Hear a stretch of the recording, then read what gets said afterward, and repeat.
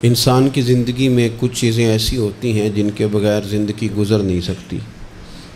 اتنی دیر تک جتنی دیر تک وہ چیز اس کے پاس موجود ہوتی ہے اسے نہ اس بات کا ادراک ہوتا ہے نہ احساس ہوتا ہے، لیکن جب وہ چیز اس کے پاس سے رخصت ہو جاتی ہے، اس کے پاس کسی وجہ سے خدا نہ خواستہ وہ چیز موجود اور محفوظ نہیں رہتی، پھر اسے احساس ہوتا ہے کہ ایک بہت بڑی نعمت تھی میرے پاس، وہ مجھ سے چلی گئی۔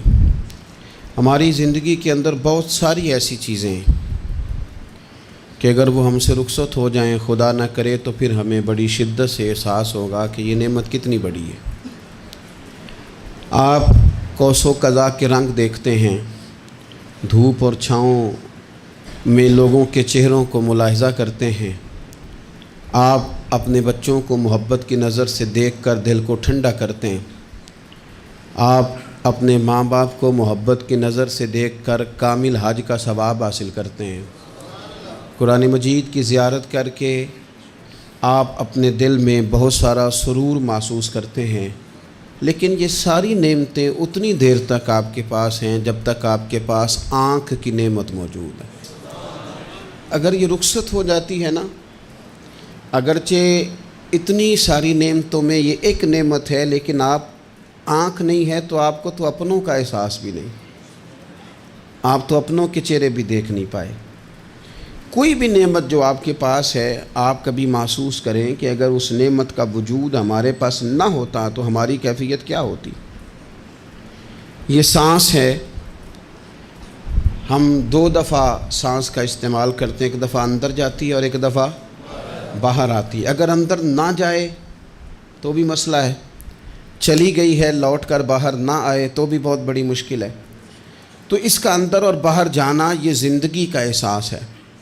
اگر کبھی سانس اکھڑنے لگے اور آپ کے سینے میں آپ کی سانس اٹکنے لگے تو ایک بہت بڑی تشویش ہے، ایک بہت بڑی آکسیجن ہے، پوری طرح سے انسان کو قید کر دیا جاتا ہے، اور وہ کہتا ہے کہ میرا تو سارا وجود سلامت ہے، ہاتھ کام کر رہے ہیں، پیر کام کر رہے ہیں، آنکھیں کام کر رہی ہیں، زبان کام کر رہی ہے، سب کچھ ٹھیک ہے، صرف سانس اکھڑ گئی ہے۔ تو انسان محسوس کرتا ہے کہ یہ ساری چیزیں سلامت ہونے کے باوجود میرے کسی کام کی نہیں۔ آپ کے پاس جتنی بھی نعمتیں ہیں ان کو اگر آپ شمار کریں تو کبھی آپ کہیں گے کہ ساری نعمتوں میں آنکھ زیادہ ضروری ہے، کبھی کہیں گے کان زیادہ ضروری ہے، کبھی کہیں گے زبان زیادہ ضروری ہے، کبھی کہیں گے دل زیادہ ضروری ہے، کبھی کہیں گے روح زیادہ ضروری ہے، لیکن میں آپ سے عرض کروں ان ساری چیزوں کے بغیر گزارا ہو سکتا ہے، رسول کائنات کی غلامی کے بغیر گزارا نہیں ہوتا۔ کیوں؟ اس لیے کہ اگر حضور کی شفقت نہ ہو، نبی پاک علیہ السلام کی رحمت نہ ہو، وہ ابن القیم نے ایک جگہ پہ کہا تھا کہ یہ حضور نے ہمیں انسان بنایا ہے، یہ نبی پاک علیہ السلام نے انسانیت کے اسباق پڑھائے ہیں، اخلاقی رویے کیا ہوتے ہیں حضور نے بتلائے ہیں، اگر حضور کا کرم نہ ہوتا تو انسان ایک دوسرے کو کاٹ کے کھاتا۔ یہ حضور نے بتلایا ہے کہ تم نے کس طرح زندگی کو گزارنا ہے۔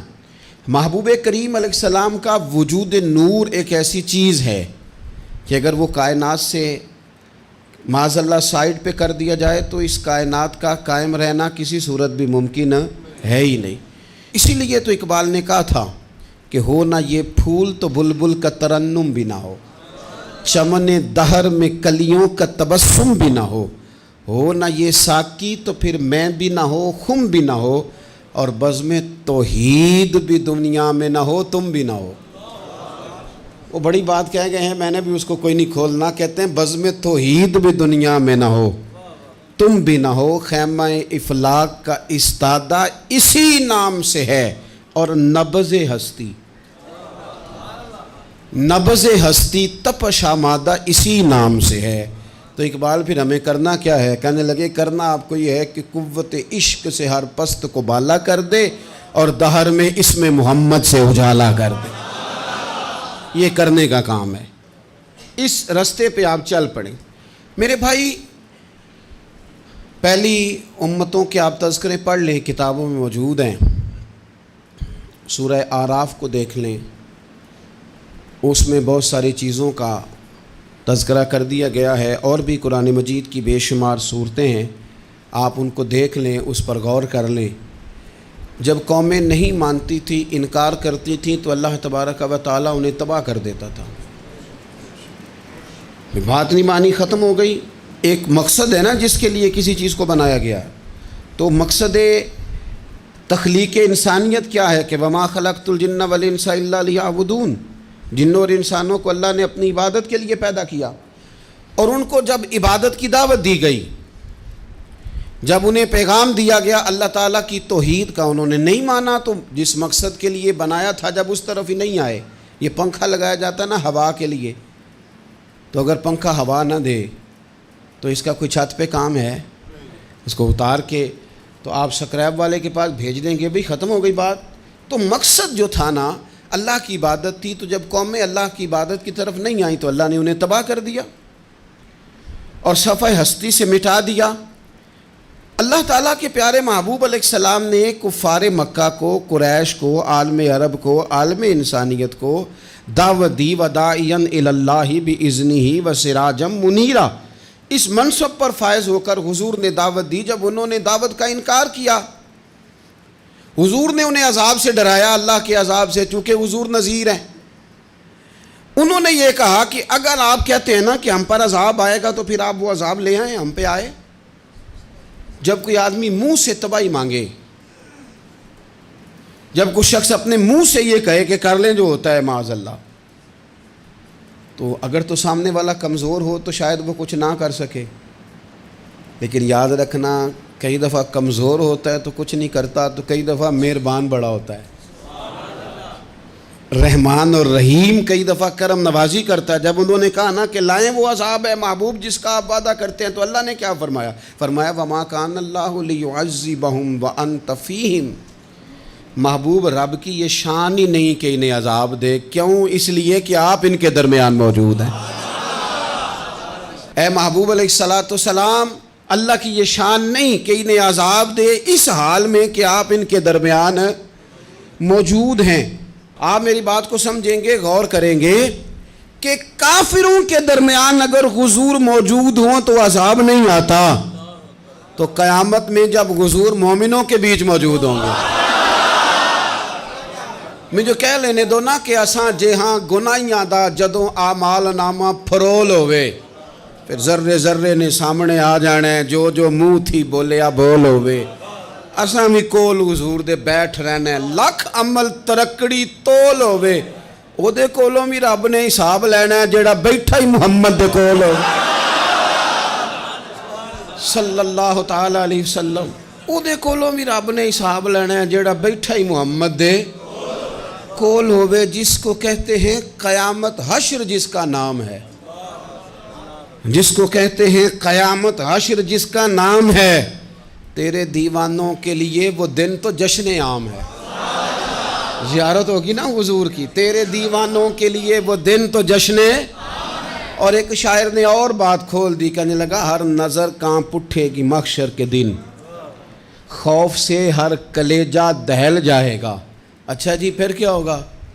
ہر نظر کانپ اٹھے گی محشر کے دن، آنکھیں پھڑ پھڑائیں گی، کانپیں گی اور کلیجے پھٹیں گے۔ منظر ہی ایسا ہوگا، انسان اپنے پسینے میں ڈبکیاں کھا رہا ہے، حساب کا وقت آ گیا ہے اور سورج سوا نیزے پہ ہے، زمین دہک رہی ہے، تو کہنے لگے ہر نظر کانپ اٹھے گی محشر کے دن، خوف سے ہر کلیجہ دہل جائے گا، پھر اوڑھ کر کالی کملی وہ آ جائیں گے، پھر اوڑھ کر کالی کملی وہ آ جائیں گے، پھر اوڑھ کر کالی کملی وہ آ جائیں گے، ہر نظر کانپ اٹھے گی محشر کے دن، خوف سے ہر کلیجہ دہل جائے گا، پھر اوڑھ کر کالی کملی وہ آ جائیں گے، سارے محشر کا نقشہ بدل جائے گا۔ میرے عزیز، حضور کے بغیر گزارا، نبی کریم کے بغیر کوئی چارہ، ہمارا کوئی سہارا ہی نہیں حضور کے بغیر، ہم کدھر جائیں سوائے محبوب کے۔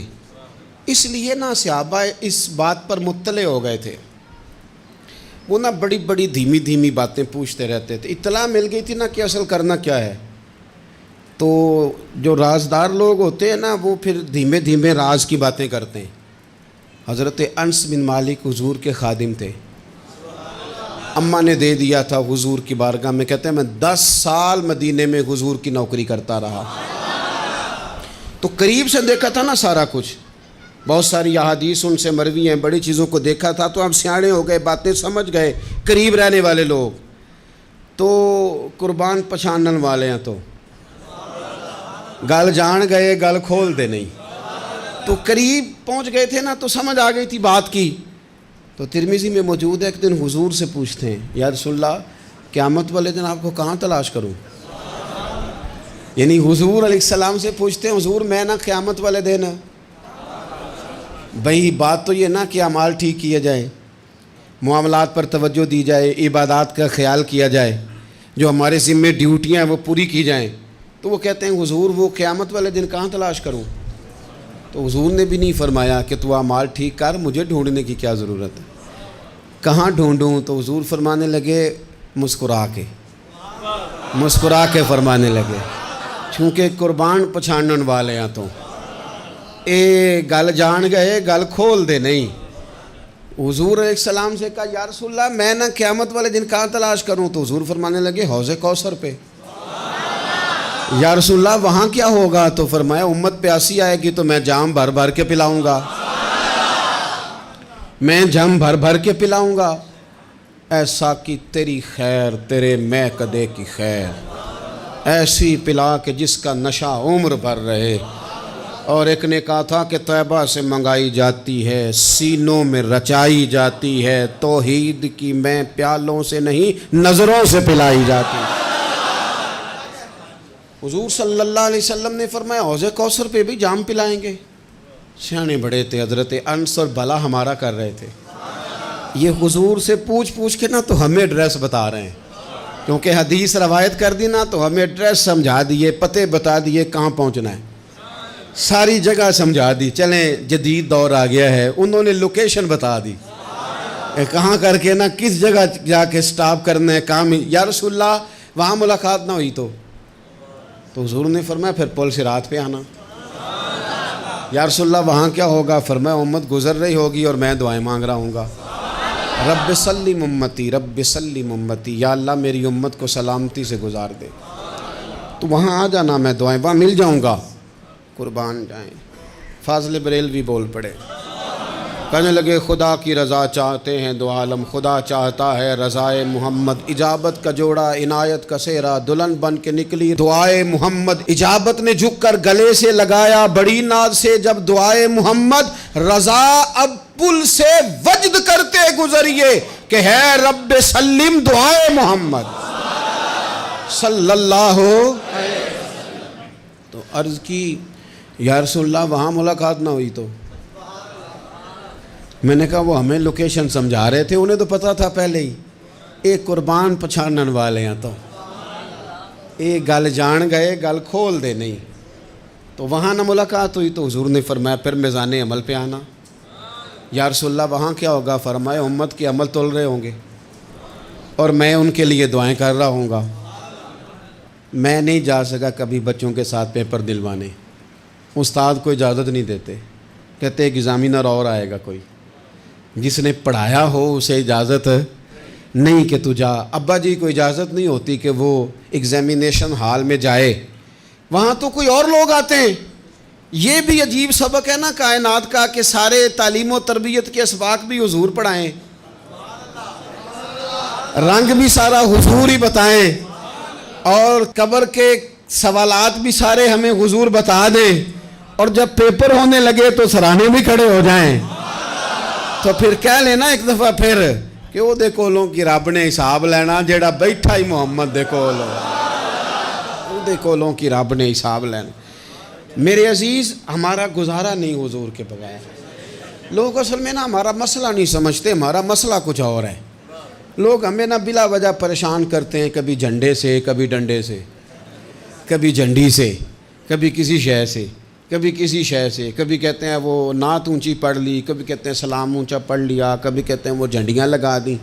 میں نے کہا آپ کی بات بھی ٹھیک ہے، پر ہمارا مسئلہ تو سمجھو نا، ہمارا گزارا نہیں نا بھائی. جو کسے دا عاشق ہووے او گل اسے دی. 100 مکر بہانے کر کے میں پوچھے میاں صاحب نو مزار تے جا کے کہ مکر کرنے ٹھیک نے؟ تساں آکھیا نا مکر کردا ہے تے حضور ٹھیک نے؟ تے مینوں لگدا ہے کہ پولا جان دے سے پئے کہ سونا راضی کرنا ہوئے تے موڑ ٹھیک نے۔ حضور نے ایک دن کہا تھا، حضرت ابو سعید خدری نے کہا یا رسول اللہ، آپ قرآن پاک کی تلاوت کر رہے تھے، قرآن پاک بڑا سونا پڑھتے تھے نا، تو نبی کریم نے سن لیا، اب کیا کریں، دلیل دیں گے تو بات مضبوط ہو جائے گی۔ حضور نے سن لیا تو بعد میں فرمایا ابو سعید تو بڑا سونا قرآن پڑھتا ہے، رب کے علاوہ کسی کو دکھا کے عبادت کرنی جائز ہے؟ حضرت ابو سعید خدری کہنے لگے سن رہے ہیں، مجھے پتہ نہیں تھا آپ سن رہے ہیں، ورنہ میں نے تو اور بنا بنا کے پڑھنا تھا۔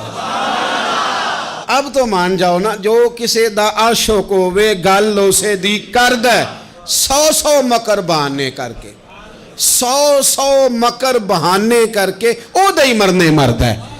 میرے عزیز ہماری مجبوری ہے، لوگ اس بات کو سمجھتے نہیں، ہماری مجبوری ہے، حضور کا میلاد ضروری ہے، لوگ سمجھتے نہیں بات کو، اس لیے بلا وجہ رٹا ڈال کے بیٹھتے ہیں۔ بھئی ہم نے تو کوئی رٹا ڈالنا نہیں، نہ سیاست کا، نہ دولت کا، نہ اقتدار کا، نہ کسی اور چیز کا۔ سیاست دے جھگڑے اساں چھوڑ دیتے، یہ تے محبت دا جھگڑا ہے، یہ چھڑا کوئی نہیں سکتا۔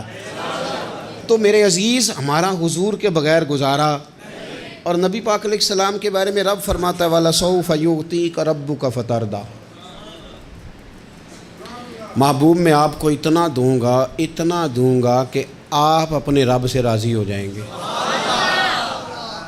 کیا کروں میں، اب یہ آیت اتنی شاندار ہے۔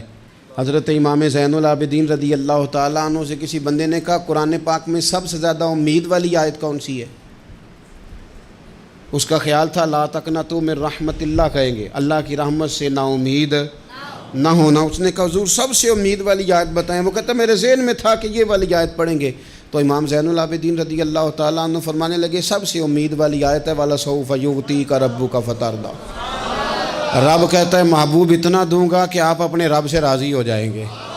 آیت نازل ہو گئی تو حضور پتہ کیا فرماتے ہیں صحابہ سے؟ فرماتے ہیں رب کہتا ہے حبیب تجھے راضی کرنا ہے، اور جب تک میرے سارے غلام جنت میں گئے نہ میں نے اللہ سے راضی ہونا ہی نہیں، میں نہیں راضی ہوتا اللہ سے، سارے جائیں گے تو تب تو میں تو کہتا ہی رہوں گا نا قربان پچھانن والے آتا، او گل جان گئے پر گل کھول دے، او گل کھول دے نہیں، پتہ چل گیا بات کا، حضور کے بغیر گزارا، حضور کے بغیر کوئی چارہ ہی نہیں۔ اور خود حضور کیا فرماتے ہیں، یہ سنن ابن ماجہ ہے، میرے رسول پاک صلی اللہ تعالیٰ علیہ وسلم ارشاد فرماتے ہیں، حدیث کے راوی حضرت ابو موسیٰ اشعری رضی اللہ تعالیٰ عنہ، حضور فرماتے ہیں کہ اللہ نے مجھے اختیار دیا۔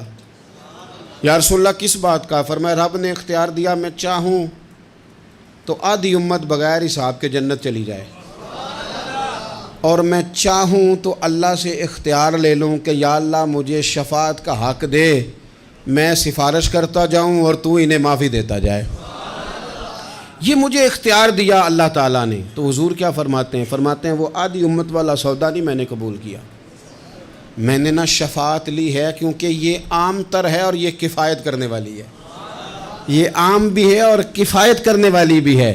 اور حضور نے یہ لفظ کہے، یہ سنن ابن ماجہ کتاب الزہد دیکھیے گا، اس میں روایت مل جائے گی۔ حضور فرماتے ہیں یاد رکھو تمہارا کیا خیال ہے کہ میری یہ شفاعت پرہیزگاروں کے لیے؟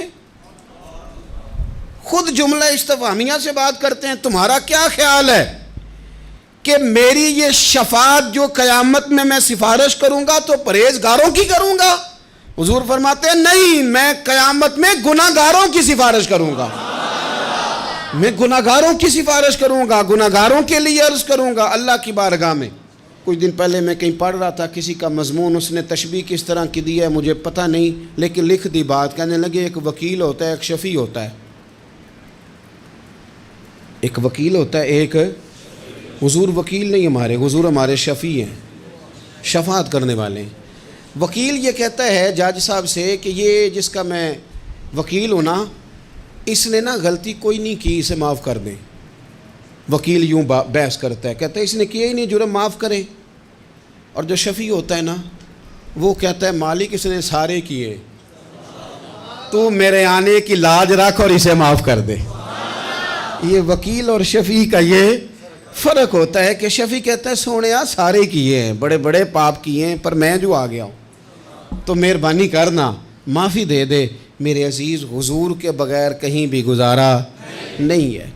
ہم نے نا جب یہ بات سمجھ لی، اور پتہ ہے نبی کریم صلی اللہ علیہ وسلم نے آگے بڑھ کے خود بھی کئی مقامات پر اس بات کو کھول کر مختلف انداز میں بیان کیا۔ حضرت عبداللہ ابن عباس رضی اللہ تعالیٰ عنہ کی روایت آپ دیکھ لیں، یہ آپ کو مستدرک میں ملے گی۔ حضور صلی اللہ علیہ وسلم فرماتے ہیں قیامت کے دن اللہ تعالیٰ انبیاء کے لیے نور کے ممبر بچھائے گا، ہر نبی ممبر پہ بیٹھ جائے گا، ہر پیغمبر علیہ السلام اپنے ممبر پہ جلوہ فروز ہو جائیں گے، ہر پیغمبر۔ لیکن حضور فرماتے ہیں میرا ممبر خالی ہوگا۔ یا رسول اللہ صلی اللہ تعالیٰ علیہ وسلم آپ کا ممبر کیوں خالی ہوگا؟ حضور فرماتے ہیں میں ممبر چھوڑ کے رب کی بارگاہ میں کھڑا ہو جاؤں گا، اور اس ڈر سے کھڑا ہو جاؤں گا کہیں ایسا نہ ہو کہ میں جنت میں چلا جاؤں اور میری امت رہ جائے۔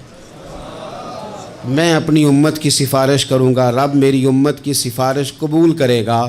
فرماتے ہیں میں اتنی سفارش کروں گا، اتنی سفارش کروں گا کہ جہنم کا دروغہ مجھ سے کہے گا کہ محبوب کمال ہو گئی، آپ نے تو اپنا کوئی غلام دوزخ میں رہنے نہیں دیا، سارے آپ نے نکال دیے۔ کسی شاعر نے بڑی خوب بات کی تھی، اس نے کہا تھا کہ یاد رکھو قیامت کا جو دن ہے نا، یہ قیامت کا دن دراصل ہمارا وقت ہوگا خاص، جب ہم نبی پاک صلی اللہ علیہ وسلم کی بارگاہ میں جائیں گے تو ہمیں سمجھ آ جائے گی کہ دنیا میں ہم نے کئی دوستیاں لگائی تھیں پر جھوٹی لگا بیٹھے۔ ایک دوستی سچی ہے جو مدینے والے کی ہے، وہ کہتے ہیں محمد بوٹیا جھوٹا ہی جاگ سارا، یہ سچیاں مدینے والے دیاں یاریاں، سچیاں مدینے والے دیاں۔ تو نبی پاک صلی اللہ علیہ وسلم کے بغیر نہ دنیا میں گزارا ہے، نہ قبر میں گزارا ہے، نہ آخرت میں گزارا ہے۔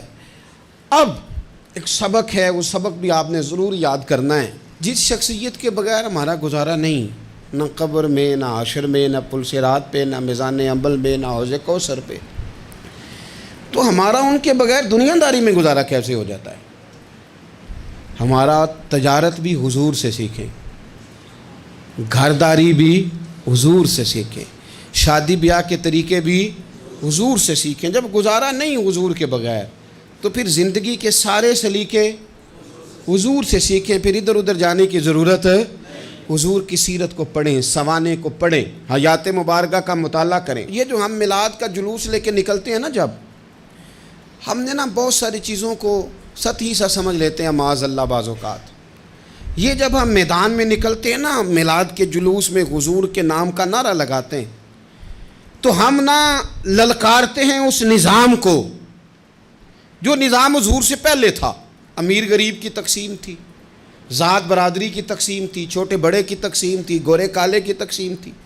ہم جب میدان میں نکل کے نعرہ لگاتے ہیں تو ہم اس نظام کو للکارتے ہیں، ہم کہتے ہیں وہ نظام نہیں چلے گا، اب حضور کا میلاد ہو گیا ہے۔ اب نظام وہ ہے کہ جس پلیٹ میں ابو بکر صدیق کھانا کھائیں گے اسی میں بلال حبشی بھی کھائیں گے۔ اب نظام وہ ہے کہ اگر غریب آدمی جرم کرے گا تو سزا ملے گی، تو اگر گورنر کا بیٹا جرم کرے گا تو سزا اسے بھی ملے گی۔ اب حضور کا نظام آ گیا، ہم اس نظام کی طرف بڑھتے ہیں۔ اپنے آپ کو حضور کے قدموں کی طرف مائل کریں۔ میلاد صرف 1 سے 12 ربیع الاول تک نہیں، میلاد سارا سال ہے، ذکر میلاد سارا سال ہے، میلاد کی محفل سارا، اور میلاد صرف مسجد میں نہیں، گھر میں بھی ذکر میلاد، دکان میں بھی ذکر میلاد۔ ذکر میلاد سے مراد حضور کی تعریفیں، نبی پاک کی شانیں، حضور کی باتیں، آ میرے دل آمنہ کے لال کی باتیں کریں، چہرہ والشمس کے اجلال کی باتیں کریں، اپنی طبیعتیں حضور کے ساتھ لگائیں، اپنے آپ کو حضور کے قدموں سے وابستہ کریں اور عشق کریں نبی پاک سے۔